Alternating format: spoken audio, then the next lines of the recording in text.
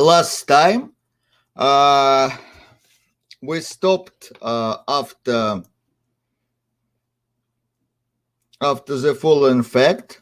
We proved that the Cartesian square of the set of all naturals is equivalent. That is, informally speaking, it has as many elements as just the set of all natural numbers. Is it clear? Yes. And now I want to establish some negative result, namely the following theorem by Cantor. So,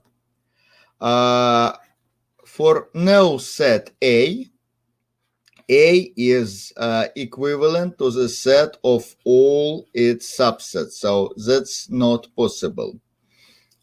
By the way, two sets are equivalent when, by definition? What does it mean that X is equivalent to Y?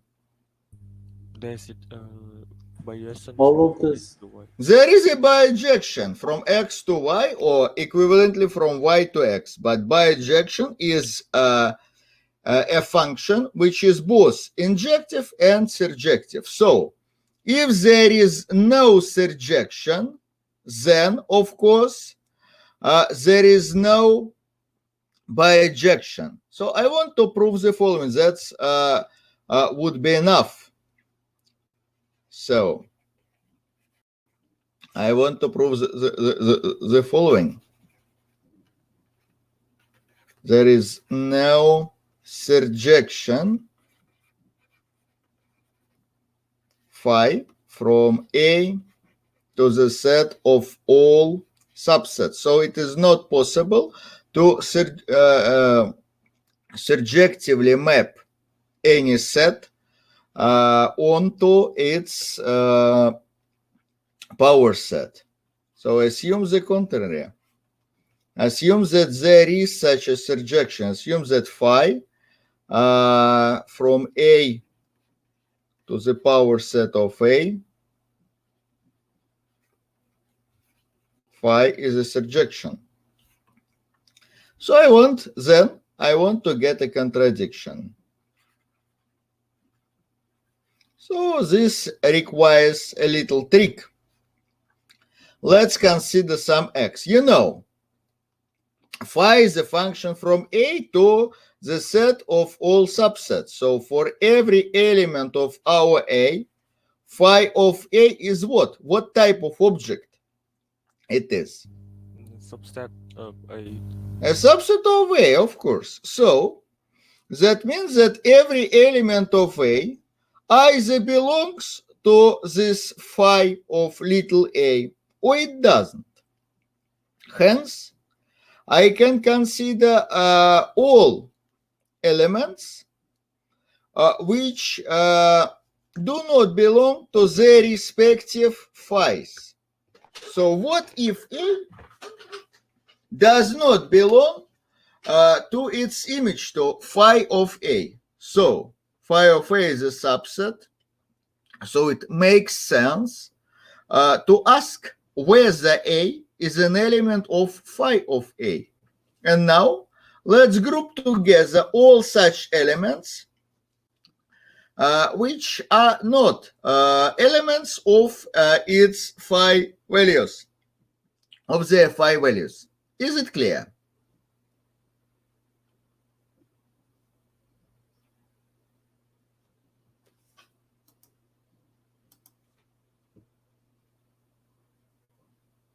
Dear students, or do you have any problem here?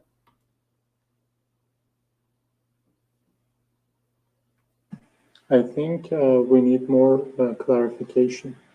But which clarification do you want? I have a set construction rules.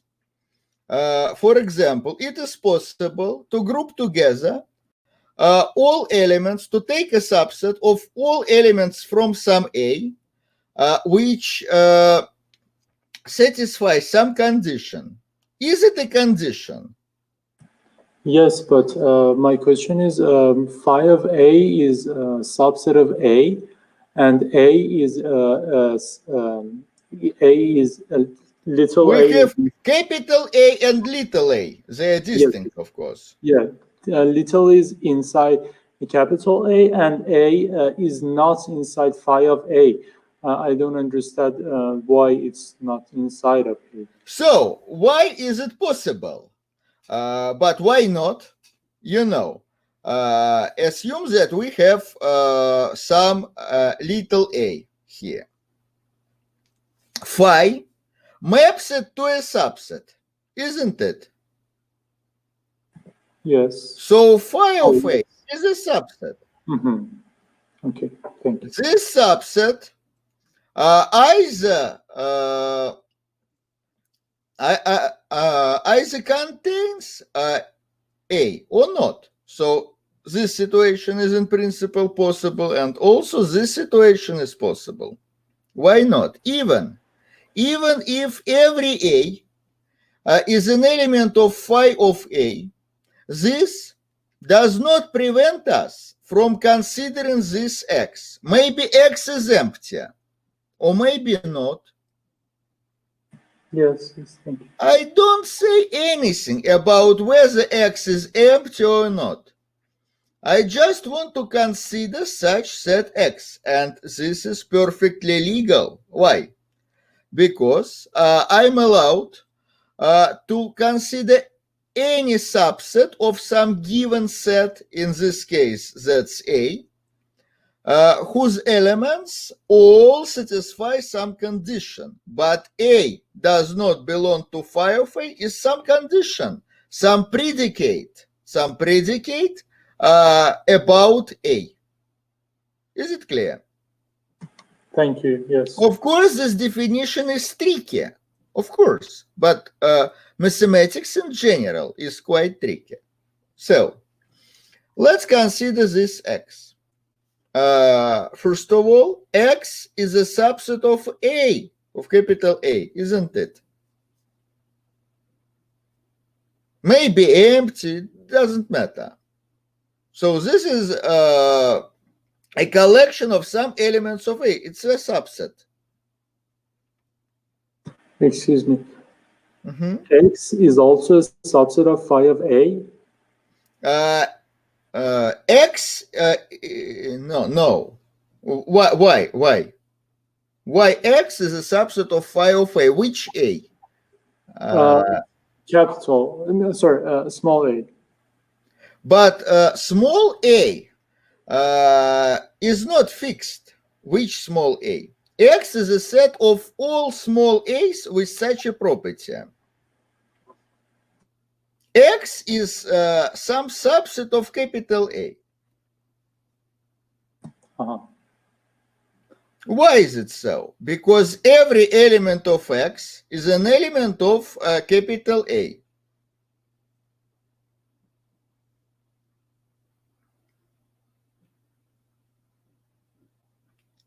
But indeed, X is a subset of phi of some element.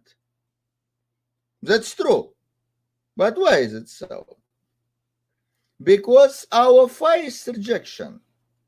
You know, what does it mean that a phi is surjective? So phi is surjective. So for every subset y,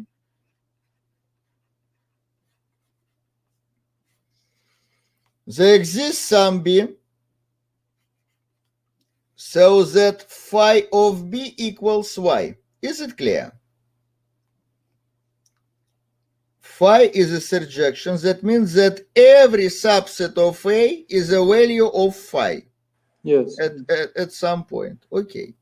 But as this is true for every y, why not take our x as y? May I?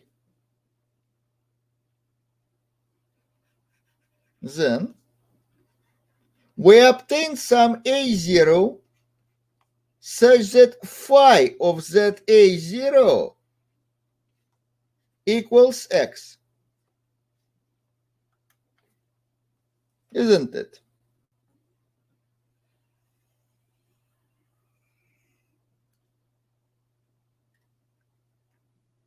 We define x by y, yes. By this equation. Yes. But anyway, x is some subset, whatever subset. Every subset is a value of phi, because phi is a surjection. Hence, x is a value of phi.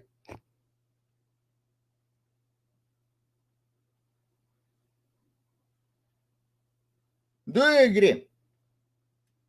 Yes. So, but a0 is either an element of x or not. Yes, it is. So a0 is either an element or not. Let's consider the first case. Assume that a0 is indeed an element of x. But then a0 is an element of phi of a0. Why is it so? Just because phi of a0 is not an element of phi of a0 equals x. Is it clear? Yes. On the other hand, by the definition of x, what does it mean that a0 belongs to x? That means that it satisfies such a condition. So by the definition of x, a0 is not an element of phi of a0. This is exactly by the definition of x. That's strange. And in fact, that's a contradiction. So it's not possible for a to be an element of x. Is it clear?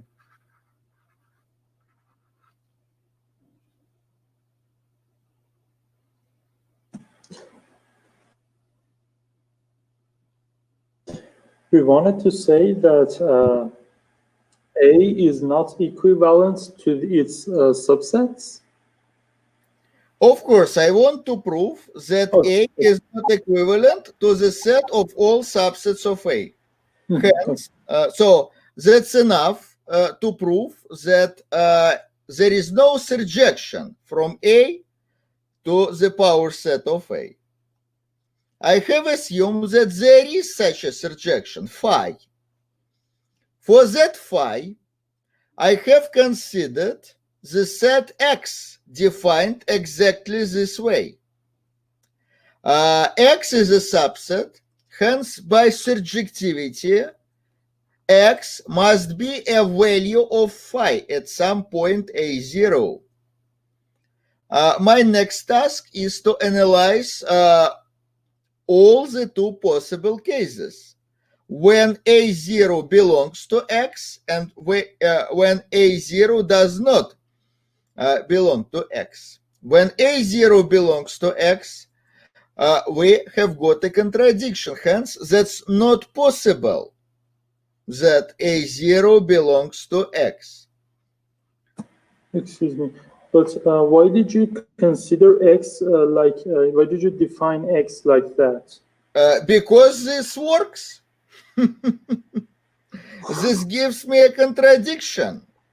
In mathematics, why you do something or something and not some other thing?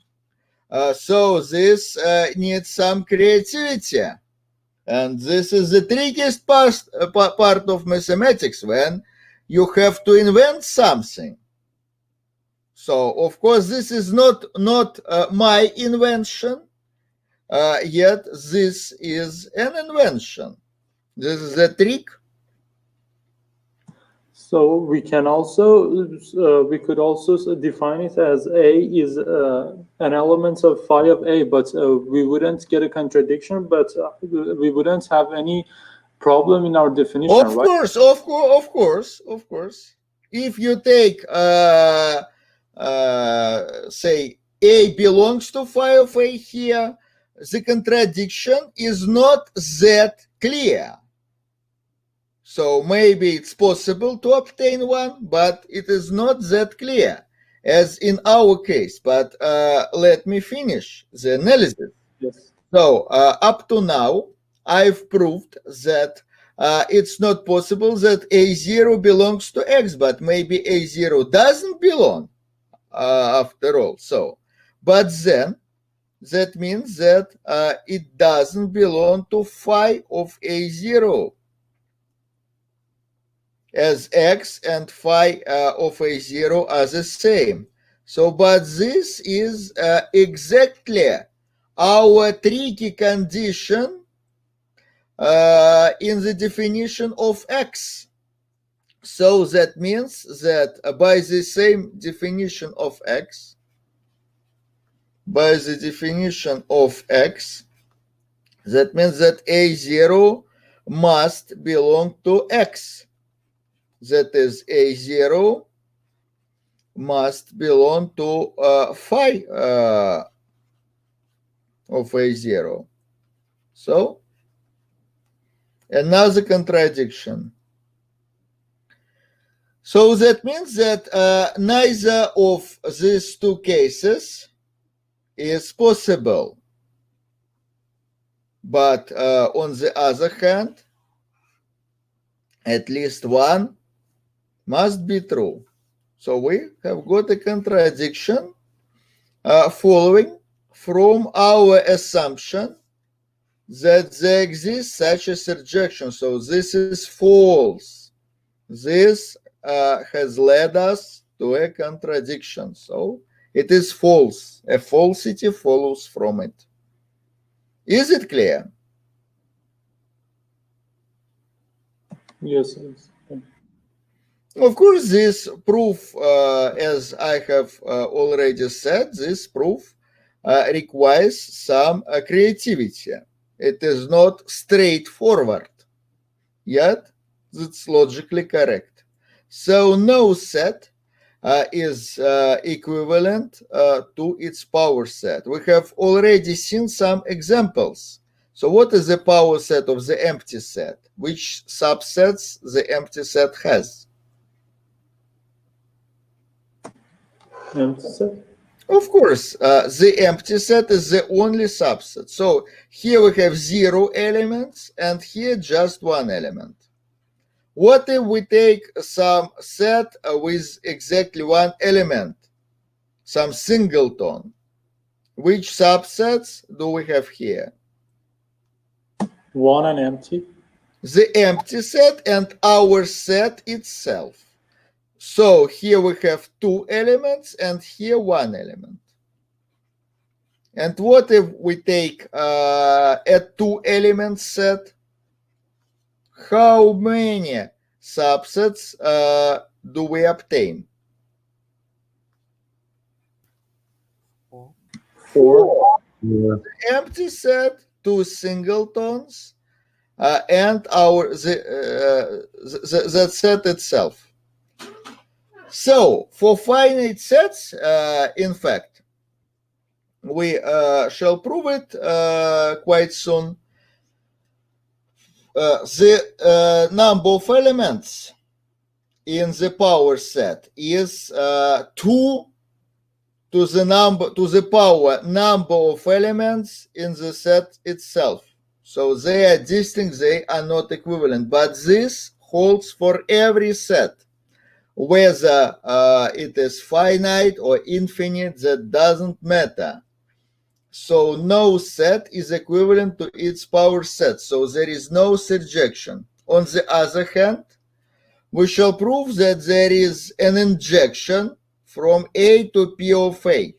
So in a sense, P of A is always strictly greater than A. So for every set, you can construct a strictly greater set. So assume that you have naturals, then the set of all naturals is not equivalent, it is greater the set of all subsets of naturals. So this set is, by the way, called the continuum, hence it is equivalent to the real line. That's a fact, well known from calculus.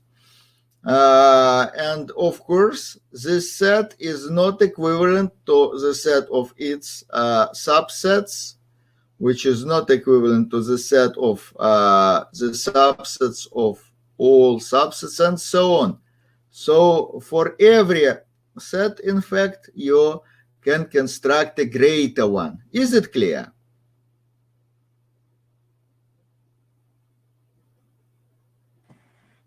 It is, yes. Okay, but we shall return to this point later. And now, let's prove some positive facts. Or maybe not prove them, or as you wish, which are very important and very useful in proofs of set equivalences. First of all, let's come back to our Cartesian product. You know that this product is in general not commutative. For example, if you take two singletons, the product consists of just one such pair, while when you change, if you change the order, then you will obtain another not equal set. Is it clear? Yes. But in a sense, it is still commutative. So A times B is not equal, yet equivalent to B times A. And also, we may obtain other such properties, some other such properties. First of all, let's recall what B to the power A is. What does this symbol stand for? What does it mean? The set of all functions from A to B. Of course, this is a set of all functions from A to B. More formally, this is the set of all subsets, all binary relations between A and B, which are functional and total of functions. So this is a set of all functions. But why? Why have we chosen this strange symbol, this exponential for the set of all functions? What is the analogy between, what is the similarity between functions, taking the set of all functions, and exponentiation? Why are they similar? Let us see. So, I say the following: for all sets, whatever, A, B, and C, if A is equivalent to B, then A times C is equivalent to B times C. This one should be quite clear. Do you agree?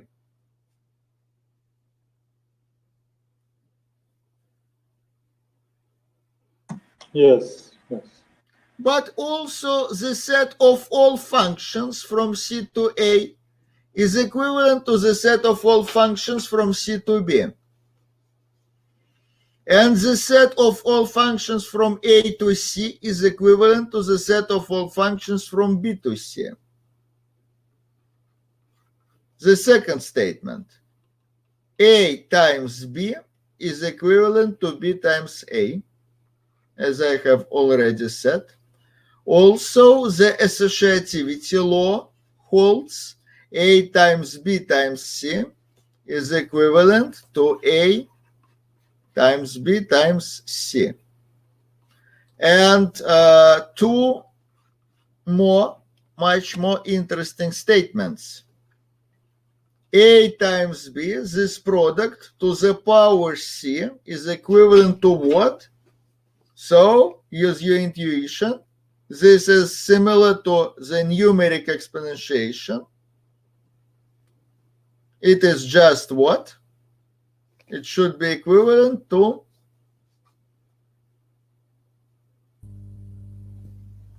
A power C times B power B power C. of course, that's it. And what if you take this one? This is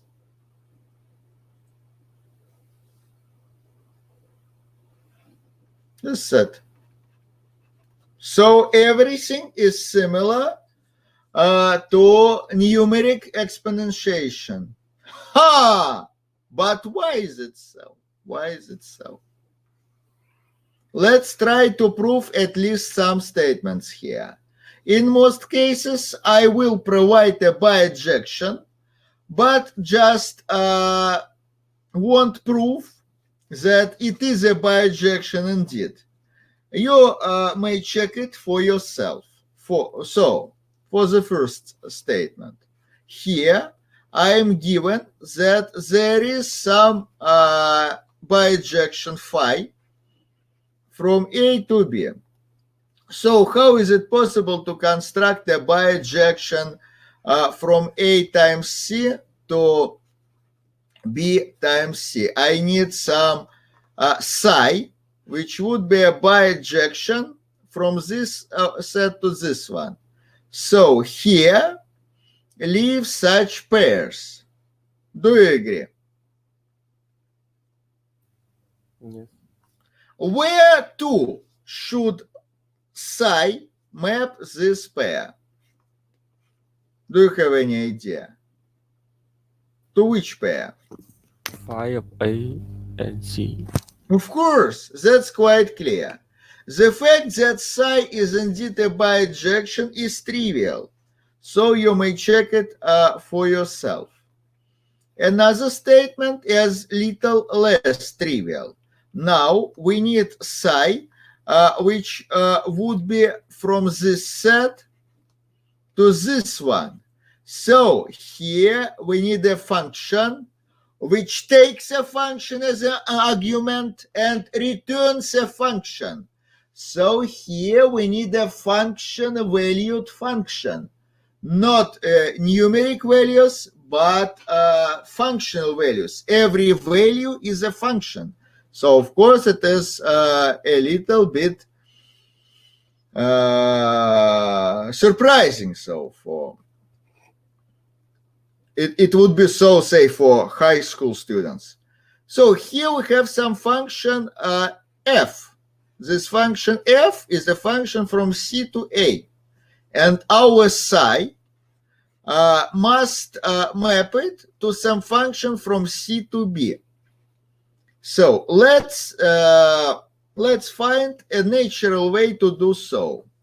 Let's draw the following diagram. So assume that we have C and also A and B. These are some sets. First of all, we have phi, which is a bijection from A to B. Do you agree? Yes. And also we have f. F is some arbitrary function from this set. How is it possible to naturally define psi of f, which must be a function from C to B? What should I take as psi of f? Composition. Of course. What else? Of course. The composition. And this would be, of course, a function from C to B. But why psi is bijective? Let's check it. Psi is injective. Why is it injective? Okay, let's prove. So assume that psi of f equals psi of some, say, g. Assume that besides f, we have g. And also here, we have psi of g. But psi of g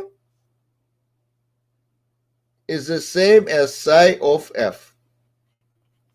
So I want to prove from it that f equals g. So do you agree that this one is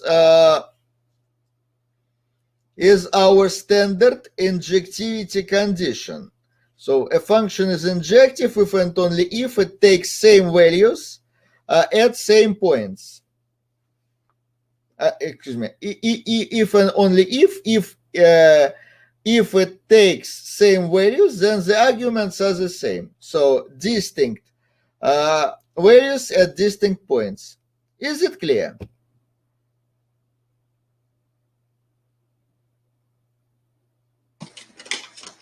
Yes. So let's prove it. What's given? That's given that this composition is equal to this one. But these two sets are equal. Let's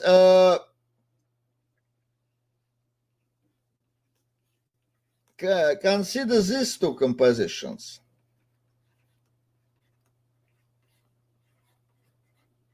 They are equal as well. Is it clear?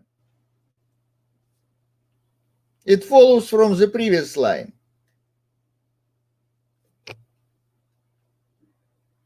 Is it clear or not?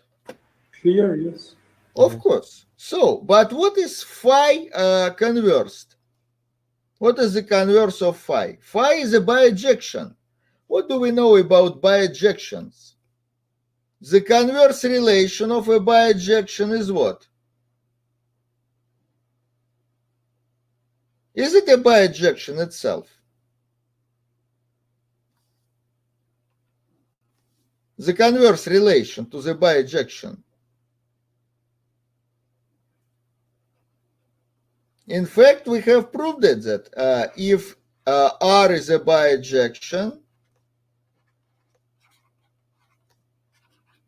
then the converse relation is a bijection from B to A. Don't you remember it? Or do you?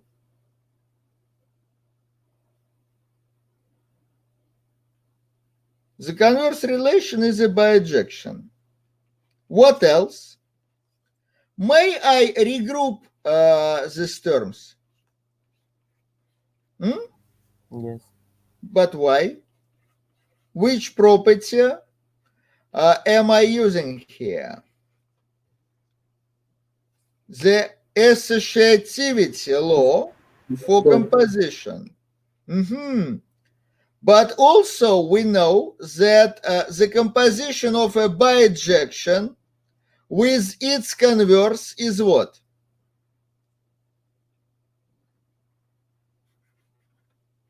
If R is a bijection, Identity. of course, if it is a bijection from A to B, then we know that this composition is just the identity relation for the set A in this case. Phi, then phi converse acts from A to A. So it is just the identity relation, and this is the same. So, but this one is F and this one is G. So these two functions are indeed equal to each other as it was required. Is it clear?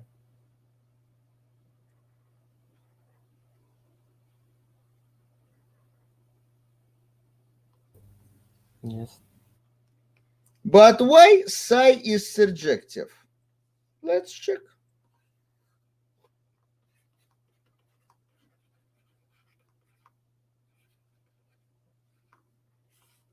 So what do I want?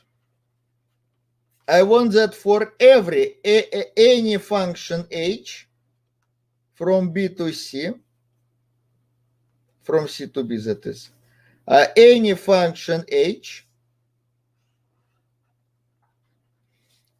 must be the value of psi at some f. So there exists f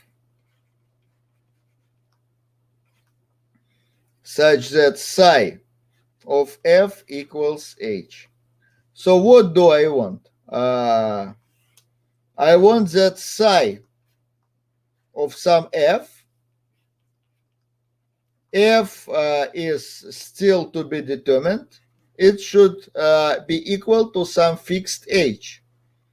So, but what is psi of f? Psi of f is such a composition.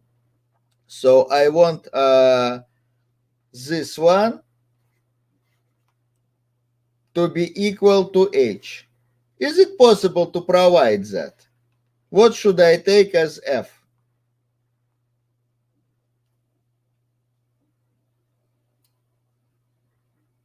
F must be a function from C to A. Which function from C to A can you spot here, connected with H?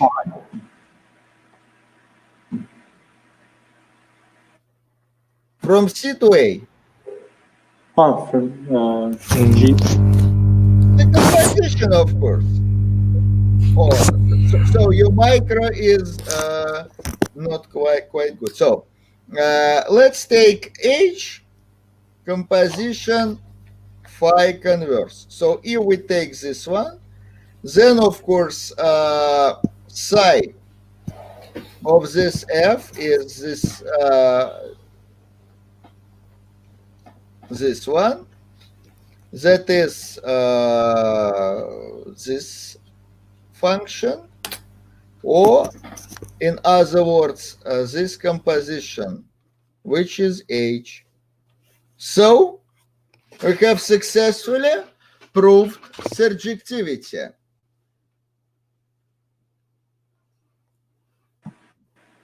Is it clear?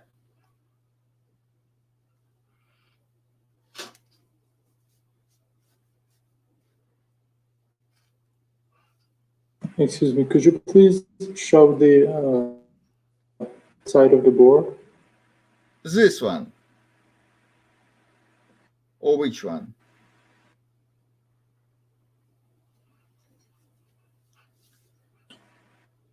Yes. Okay.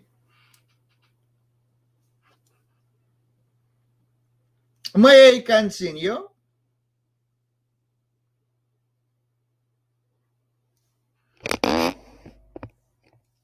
Yes, thank you. Yes. So, we have just proved that these two are equivalent.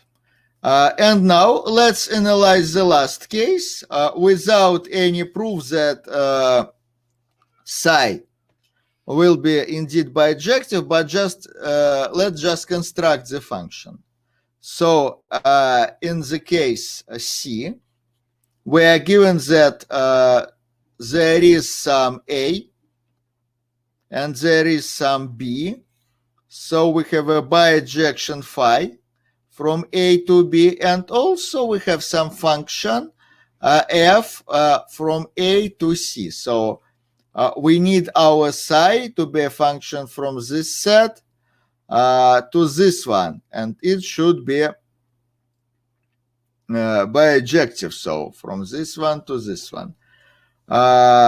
So we need to construct such psi of f, which would be a function from B to C. How is it possible to do so? Any ideas, please?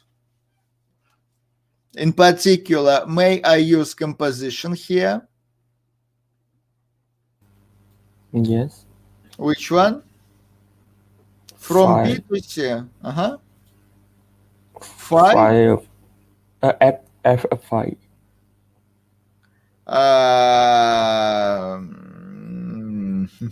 Inverse of phi? This phi? phi.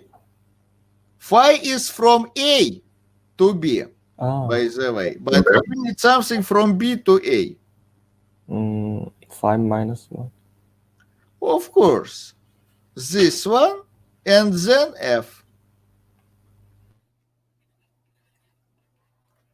Is it clear?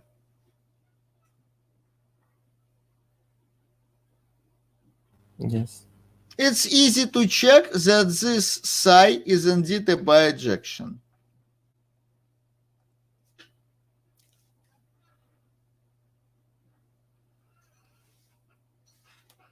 Okay, this was some category theory style proof. And now let's consider this too. What is a natural mapping from the set of such pairs? So here psi is what? How is it possible to map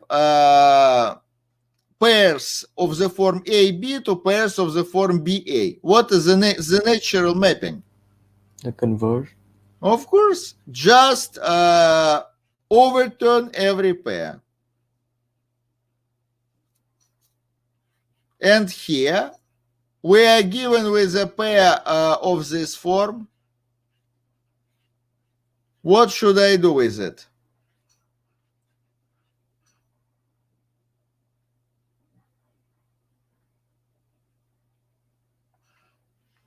According to our according to our pair equality criterion, we may restore A, B, and C in a unique way from this pair. Is it clear? A, B, and C are uniquely determined from a pair. Is it clear?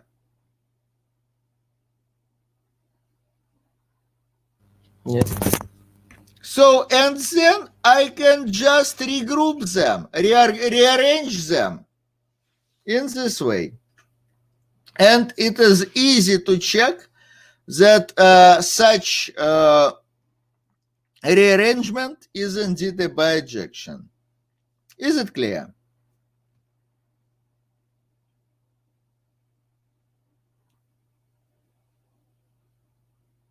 Yes.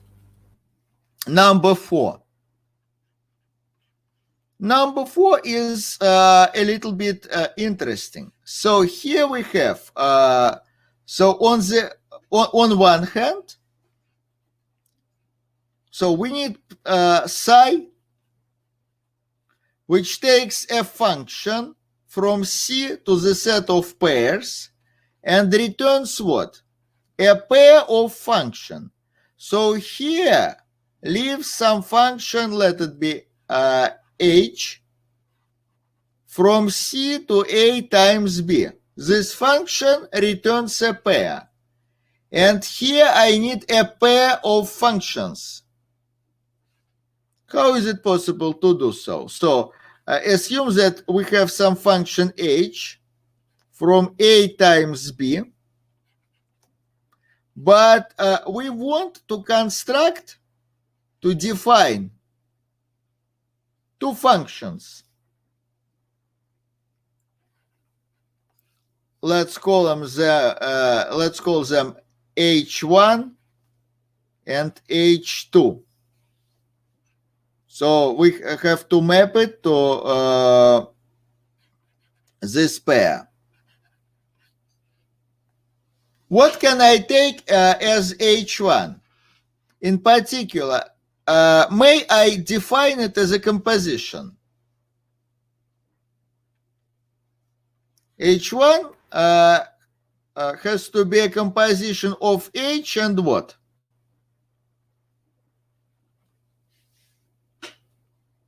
Of some function from this set to A. But can you construct any natural such function from the set of pairs to just A? Can you imagine such a function? From A times B to A? Mm-hmm. Can Do we you? call it? Can we call it phi? Let's call it And pi then 1. Let's call it pi 1, for it is a standard notation. But how is it possible to define it? Pi 1 at the pair AB must return what? A. Of course. So this is a projector function. So pi is a projector or projection.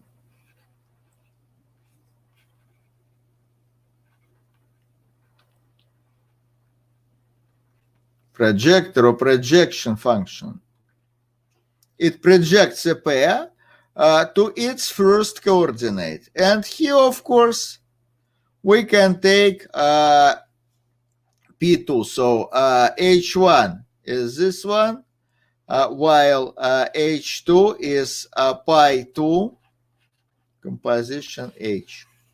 And it is not hard to check that this psi, so psi takes H and maps it to the pair of H1 and H2. So to the pair of these two compositions, it is not hard to prove that this is indeed a bijection.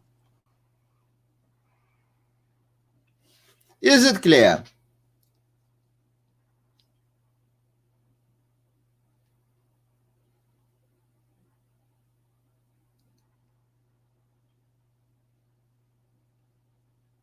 Yes. And now the trickiest part. The trickiest part is this fifth so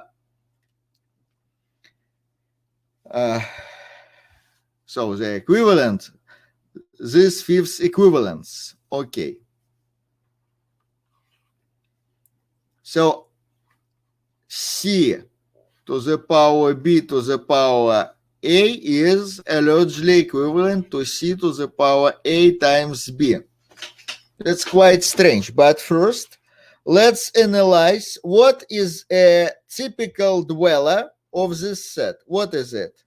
It is some function. Where from and where to?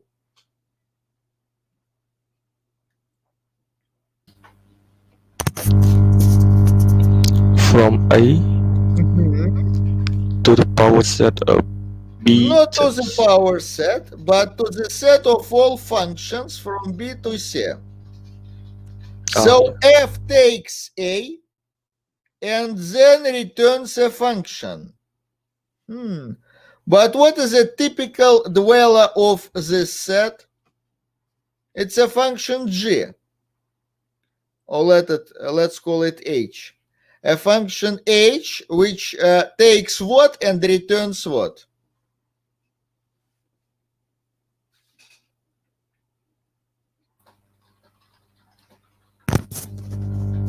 To the pair of A times B.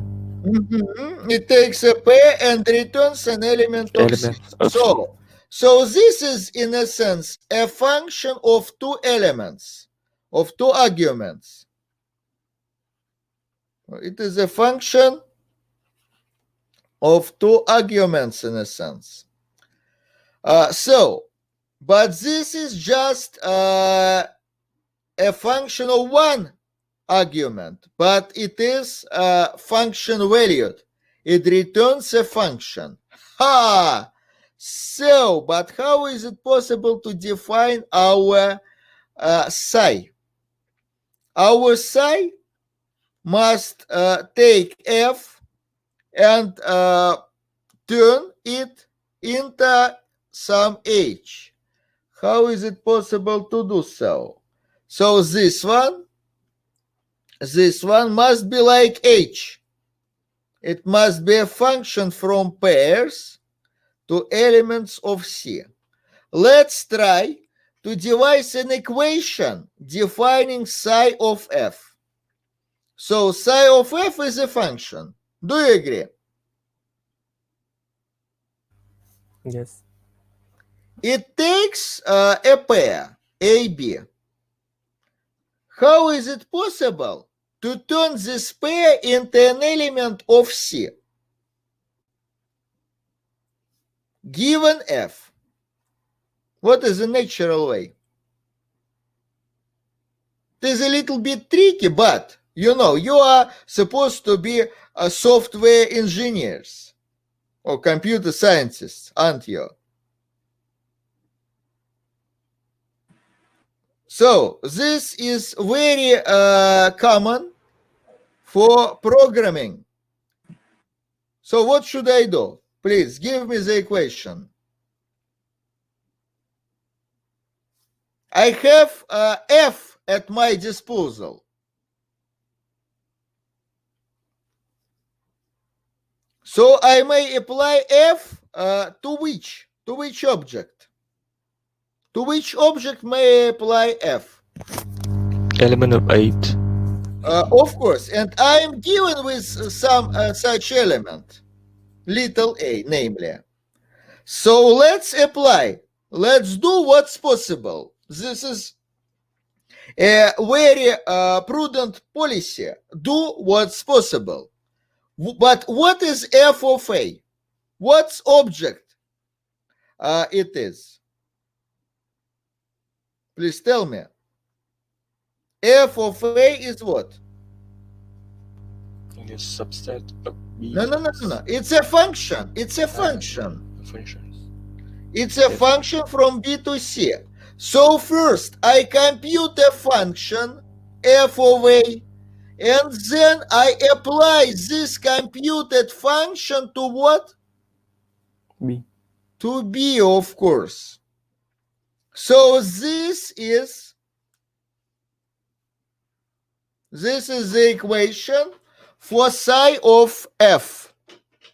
So psi of f is a function, and I define all its values. This looks quite strange, but in programming context, it is very, very natural, and it is known as carrying. After Haskell, Carrier, who was a logic pioneer, and of course, after whom the prominent programming language Haskell is named. So this is called carrying, this procedure. When in fact, this one is uncarrying, when you take this function and turn it into a function of two arguments. So carrying is carrying is the converse of psi, and this just psi is uncarrying. So why this psi is injective? You may take you may check for yourself that it is surjective. Let's check injectivity, for it is very easy to do. So psi is injective. Let's check. So here in the injectivity proof, I am given with the following information. Assume that psi of f equals psi of f prime. So then I need that f equals f prime. Why is it so? Okay. Let's do a counterposition. Do you know in general, do you remember from logic that alpha implies beta if and only if not beta implies not alpha? Yes. Of course, this one is equivalent when an implication is true. An implication is true if and only if its assumption is false or Its Conclusion the is conclusion is true. And here the assumption is false, not B. or beta or not alpha, but these two are clearly equivalent. So instead of this situation, it's enough to prove the following. Given that f and f prime are not equal, prove that their values are not equal as well. Okay, let's do that. What does it mean that f and f prime are not the same? You know two functions, f and f prime, by the way, are functions from A to the set of all functions from B to C. F and f prime are not equal to each other. That means that there exists some point A0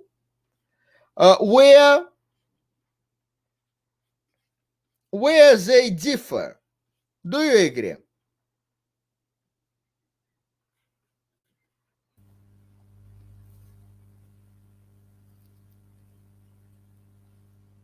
Do you agree? Yes. But these objects are functions from B to C. Both these two objects are functions from B to C. So two functions from B to C are not equal. What does it mean? That means that there exists some B0 where these two functions take distinct values. Is it clear?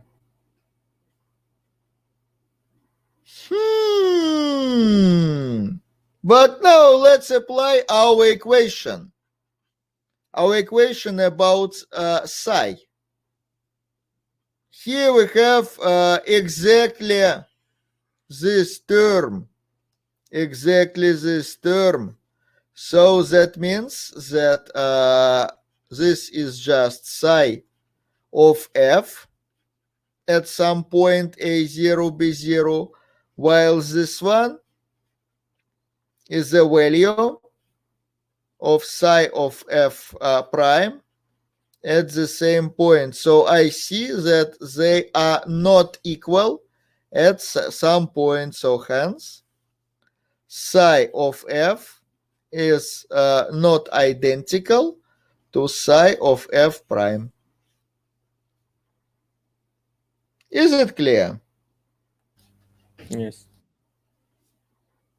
So, do you want to see a practical example of carrying?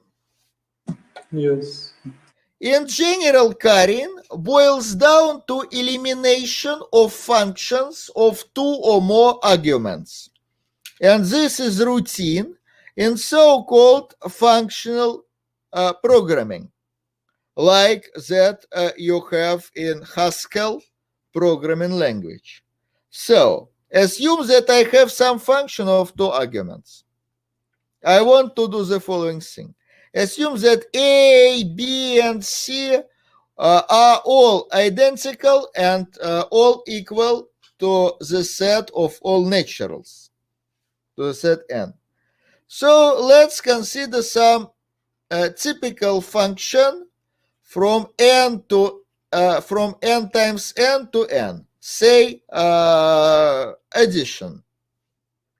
Do you agree that addition is a function from pairs to naturals? Yes. So, it is just an element of this set. And psi of plus must be an element of this set. It must be a function, no, not psi, but psi conversed. It must be a function from naturals to the functions from naturals to naturals. Okay. Let's do that. I will use the notation from Haskell. So here we have plus, and this is plus in brackets. Plus in brackets is just this function, the function I need. It would be a function that takes a natural number and returns a function from naturals to naturals. And this plus in brackets is defined the following way. At a natural number k, it returns what? It returns a function. Which one? A function which increases its argument by k, which maps n to k plus n. By the way, what is plus in the brackets of 0? It is a function. Which one? Which function is it? Identity. Of course, surely. O1, that's a function that adds 1 to its argument. What name do you know for such a function? Increment, isn't it? Plus one function, and so on. So this one gives me a function. And clearly, if I obtain this function to some m,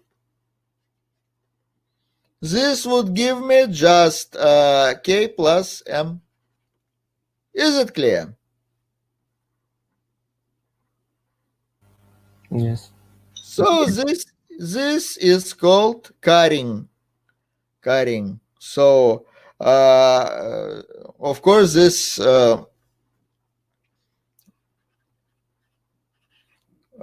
this is either after Haskell curry or after the prominent Indian spice curry. So currying, it's humorous. You apply some curry spice to your function, or either you remember the works of Haskell curry. Is it clear? Yes. Okay. In fact, we have probably run out of time, but let's define some more interesting notions which we will explore in detail next time. So this will be less abstract and in general easier. First of all, I want to define some sets which are of great importance for discrete mathematics, for mathematics of finite sets, for the world of finite mathematics. N underlined is by definition the set of all naturals which are less than n. By the way, let's play with this definition. 0 underlined is what? Which naturals are less than 0? Do you know at least one such natural? No. No. So, of course, there is no naturals less than 0. Which naturals are less than 1? 0. How many of those? 1. 1. Ha! Which naturals are less than 2? 0 and 1. And how many of them? 2. 2. And this is 2 underlined. Is it a coincidence? And what is 3 underlined? 0, 1, 2. First 3 natural numbers.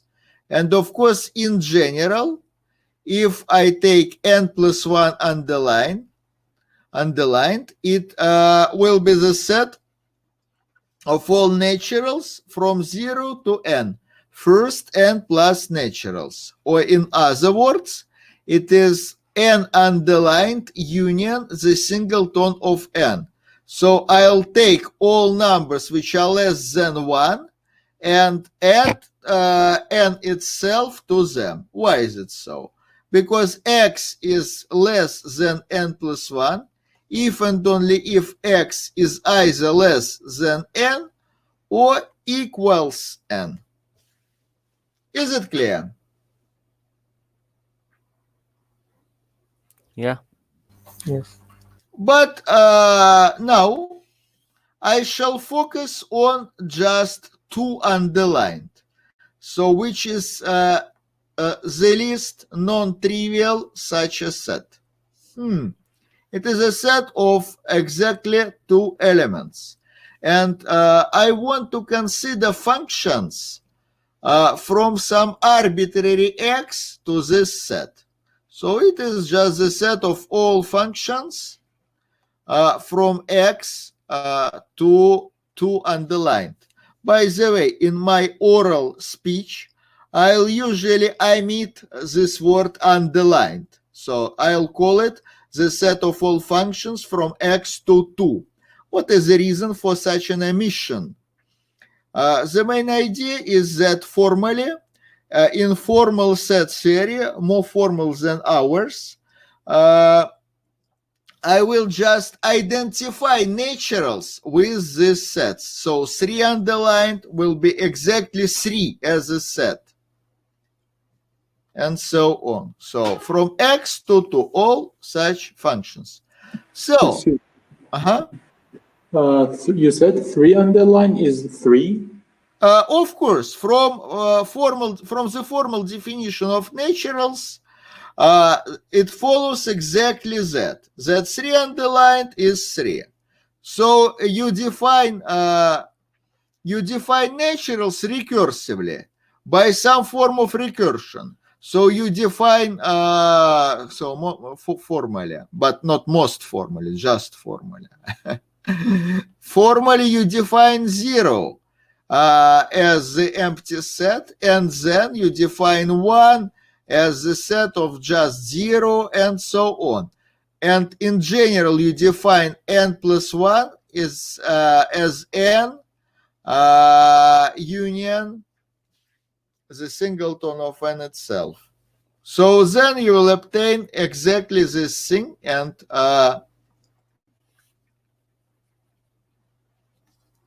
hence n underlined will equal n. So this is the key to the formal definition of naturals. So in general, 3 underlined, n underlined is almost the same as n. This is some exemplary finite set with n elements. Okay, and now let's have a look at functions from x to 2. Every such function is, of course, total and functional. Is it clear? Yes. But my main idea is as follows. Every such function divides x into 2 parts. Which parts? Somewhere this function takes 0. Is it clear? Yes. And at every other point of x, it takes 1. Every such function divides x into 2 parts, or formally, x is a union of 2 sets. The pre-image of 0 under f and the pre-image. Okay, you don't want to see this Russian traditional notation where I. Okay. Let me write it in another time. So this is the union of the pre-image of 0 under f and the pre-image of 1 under f is this is of course due to the totality of f, as f is total, and likewise. So please switch off your microphone if you don't want to say anything, and if you want, please say and of course by functionality these are disjoint. It's not possible to simultaneously take 0 and 1 at some point. Is it clear? Excuse me, but I didn't understand What? this.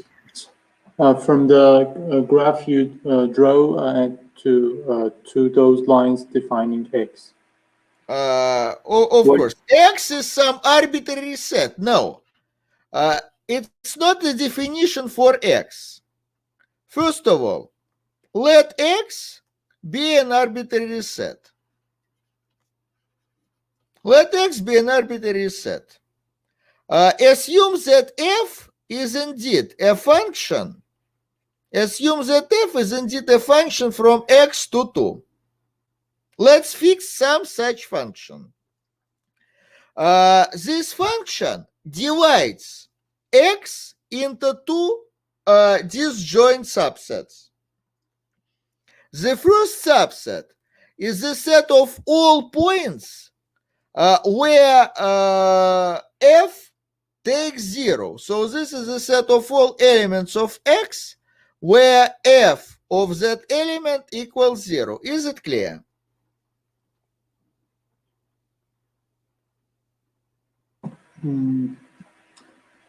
Okay. For every point from x, f of y equals 0 or f of y equals 1. Yes. Do you agree? Yes, yes. So, but that means that y belongs to the pre-image of this set. Yes. Understood. And of course, these are disjoint. It's not possible for y to both be mapped to 0 and to 1 simultaneously. Is it clear? Yes, thank you. So every such function divides f into two parts. And what of it? Easy. Let's see. Let's on the other hand, we have the following one. The following idea. Let A be a subset of x. Let A be a subset of x. Let's give the following definition. 1A. This is a bold one, bold-faced one. So this is a function from x to 2 underlined, which is defined by the following equation. For every y from x, this function at y equals 1 if y is an element of A, and it equals 0 if y is not an element of A. This function is, by the way, called the indicator function. They are very popular in probability theory. The indicator function of the subset A. By the way, x is fixed. Is it clear what is the indicator function of the subset A? This function takes 1 at every point of A, and it takes 0 at every point of the complement. Is it clear? Excuse me, I have a question. It says x to 2 underline, okay? But what if it's 3 underline? You talk about then it won't be the indicator function. Or what do you mean? This part. Here, of course, you will obtain the partition into 3 parts. And for the indicator, it will be 1, 1, 0. This just won't be an indicator. So the main idea is that every element either belongs to A or doesn't belong. So by definition, an indicator is a function from X to 2.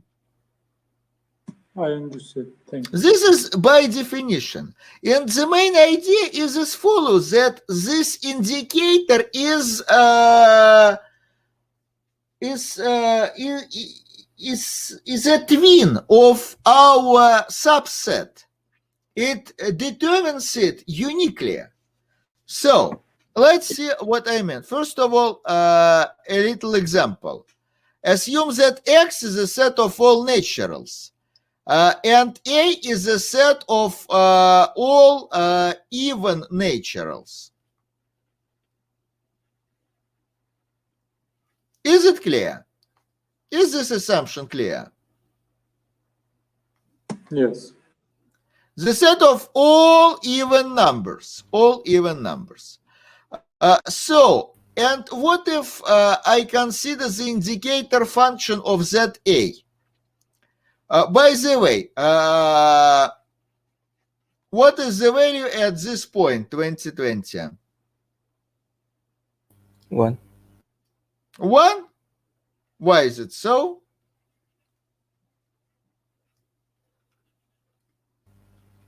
Because it is even. Do you agree? Yes. And what was this value last year? 0. 0. So this function is just another way to say that Y belongs to A. Okay.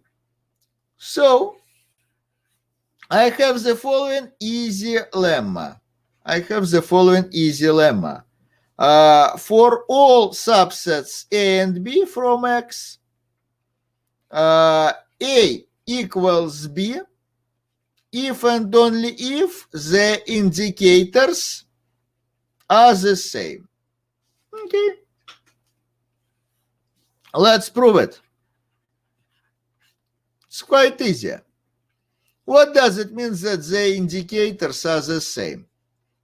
That means that for every Y from X, they have the same values.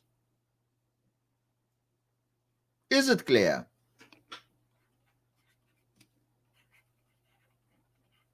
Two functions are equal if they take the same values at every point.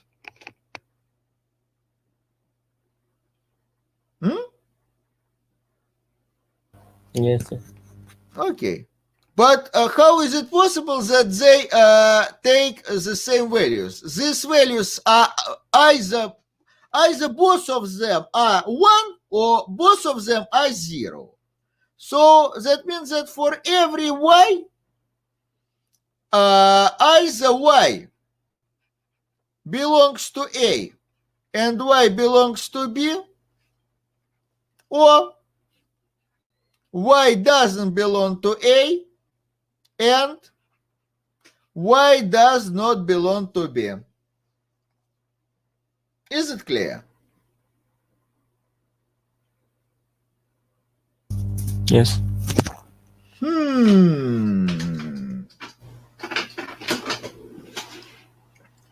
So that means that every Y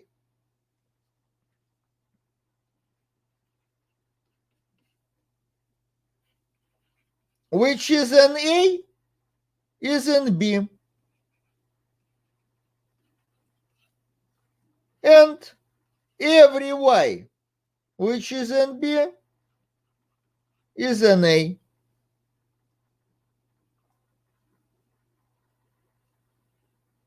Is it clear? Yes. So either if y belongs to A, it should be that y belongs to B, because if it doesn't belong to B, it doesn't belong to A. So that means that A is equal to B.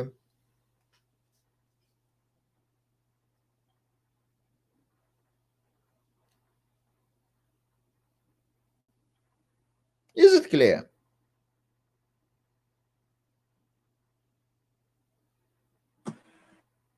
Yes. So it's very easy to see that two indicator functions are equal if and only if A equals B. And now from this one, I may obtain a very important lemma, or let's call it theorem, which says that for every set, we shall finish after this point, for every x, for every set x, the set of all subsets of x is equivalent to the set of all functions from from x to 2. That's very useful. It's a very useful statement. It describes subsets in terms of functions. And maybe you have come across this notation for the set of all subsets. This notation is rooted in this fact. Okay, the proof is very easy. So I need some bijection psi from the set of all subsets to the set of such functions. Ha! That's very easy. For every subset, I'll assign what to A? I need some function. So any ideas? So please, guess it. Indicator. The indicator of A. Of course. Why psi is injective? We have already proved it. Indeed. If psi of A equals psi of B, then the indicators are equal, and hence, by our lemma, by our previous lemma, A equals B. Why psi is surjective?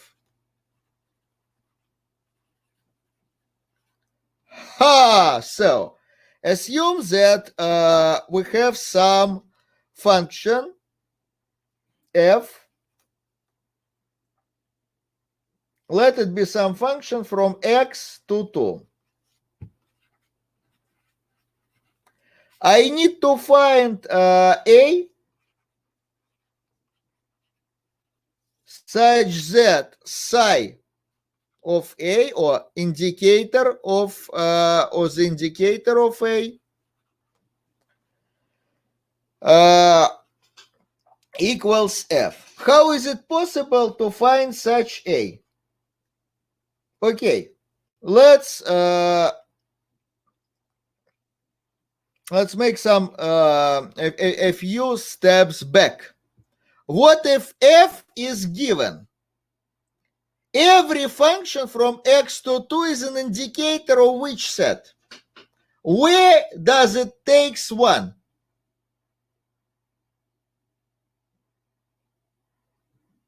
Where does it take 1? When it's inside the set? From pre-image. In this set, in the pre-image of 1. That's quite clear by the definition, isn't it? This red set. Do you agree? Yes. Of course. So let's take for A just all points from x where f of y equals 1. So this is the same as the pre-image. Of course, at every such point, it takes 1. So f of y equals 1 if and only if y belongs to A. But of course, y belongs to A if and only if the indicator of A equals 1. Is it clear?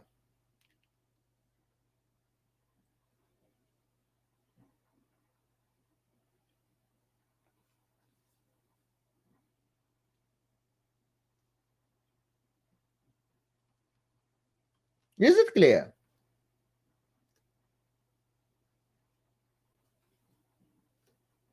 Dear students, Yes. and what does it mean that f of y equals 0? Why not This is belong? equivalent to that it is not 1 because we have exactly 2 values. This is the key. Just 2 values. So it is not 1. Hence y does not belong to A. So the indicator of y equals 0. We see that f of y and the indicator of A of y, they take the same value for whatever y. Hence f equals the indicator of y, that is psi of A. So we have indeed constructed a bijection, a surjective and injective function from subsets to functions from x to 2. So subsets and functions from x to 2 are exactly the same. Is it clear? Yes. And the very last point is some practical usage of indicator functions. The main idea is as follows. Indicators allow us to replace set theoretic arguments, to replace set theory with arithmetics.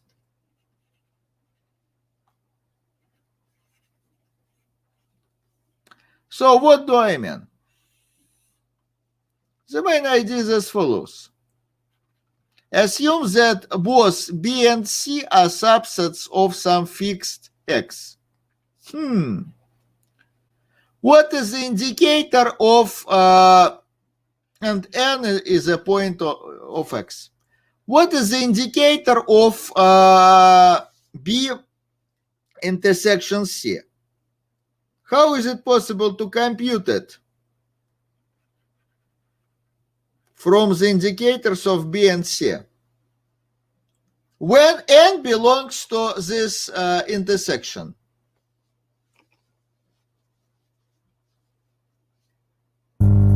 N belong to B and N belong to C.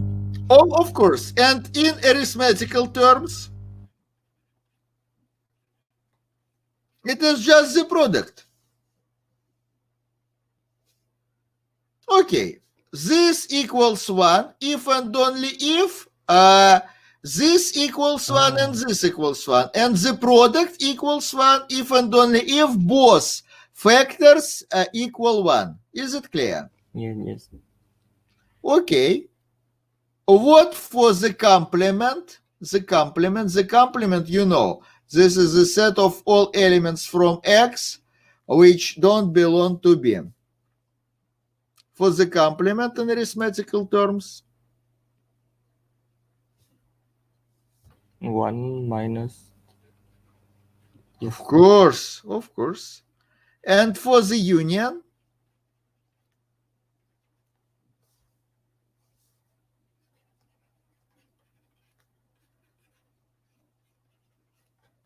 Is it true? Yes. Of course not. Of No. course not, because it's Ah. possible that our point belongs to both these sets. Then here we should have 1, but here we have 2. But indicator function can't equal 2. So I have to decrease this right-hand side. And now that's correct. For every point in the intersection, I have here 1. If I take some point in the intersection, here I have 1. Here 1, 1, 1. 1 plus 1 minus 1 is 1. Is it clear? Yes. For this point, everything is okay as well. For I have here 1, 1, 0, 0. And for some outer point, everything is okay as well. 0, 0, 0, 0. So that's true for whatever point. Is it clear? Yes. And also B is a subset of C when if and only if the indicator function of B is less or equal than the indicator function of C. So you may replace set theoretic arguments with arithmetical ones. As an example, let's prove the following statement and finish. So I say that for every B and C, which are subsets of X, the intersection of their complements equals what? By the way, the intersection of the two complements is what? The complement of The complement of the union. Union. What else? Okay, let's prove it. So by lemma, it's enough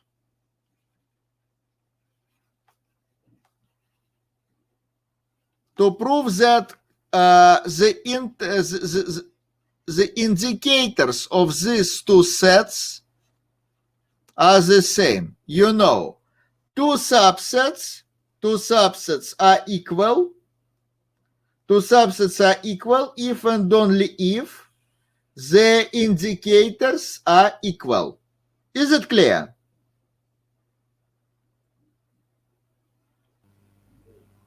Yes. Okay, so let's just check that the indicators are equal. That's easier. That's very, very, very easy. Okay, what is the indicator of this thing? It's an intersection. So it is the product of two indicators. But this is just 1 minus this thing multiplied by 1 minus this term. Is it clear? yes. Expand it. Open the brackets. 1, then minus this one, minus this one, plus this one. Ha! And now we see that here we have 1 minus this sum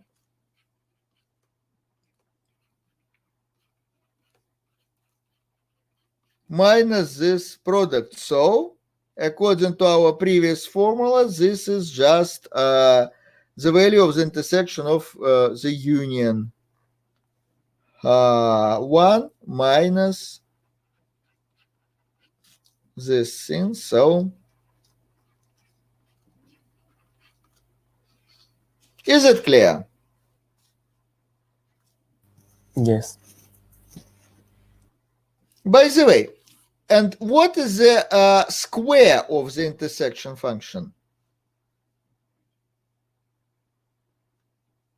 It takes either 0 or 1. 1 squared is what? 1. And 0 squared. 0. So that's a very useful property. The square is the same value. On the other hand, the square is just such a product. So this is the indicator function of the intersection. Hence, I'll obtain that the intersection of every set with itself equals the same set. This is the same as to say that the square of indicator function is equals itself. So, in fact, you may apply it with some use in many quite complicated problems about set theoretical operations, about set algebra operations. Is it clear?